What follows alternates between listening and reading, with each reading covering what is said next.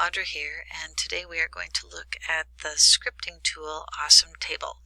Awesometable is a tool that allows you to add additional functionality and visualizations to Google Sheets, which you can then embed on a Google site.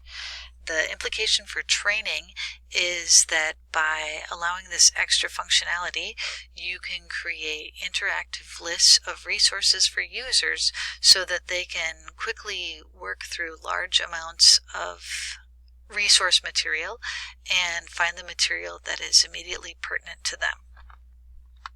Probably the best way to demonstrate Awesometable's capabilities would be to start with a Google Sheet.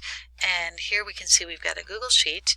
If I wanted to share this out with my learners, this is a list of Google apps that they could explore on their own.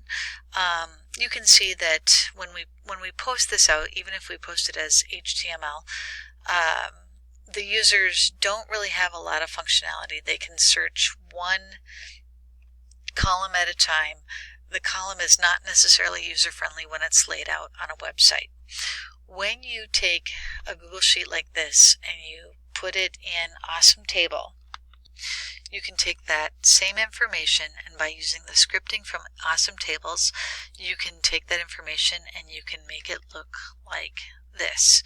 So for example, here I have an Awesometable with interactive controls.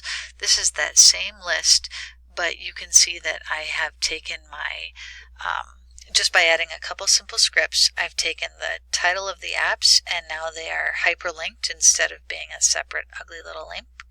There are types of apps, descriptive pieces, and rating tools.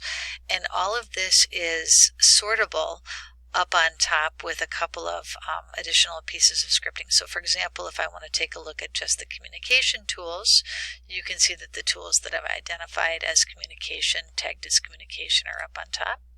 I can search for entertainment tools, or I can search for specifically audio tools, or that's audio and entertainment, audio tools. So you can see that users can very quickly dial into large amounts of information to get specifically exactly what they need.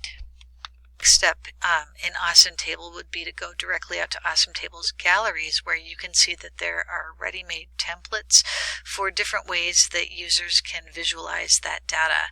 So the next step for me would be the data collected in a Google Sheet, and using a template from the gallery in Awesometable, put that in a card view where I could have a image-based quick link system so that my users can can visualize information quickly, the resources quickly, and dial down to exactly what they need.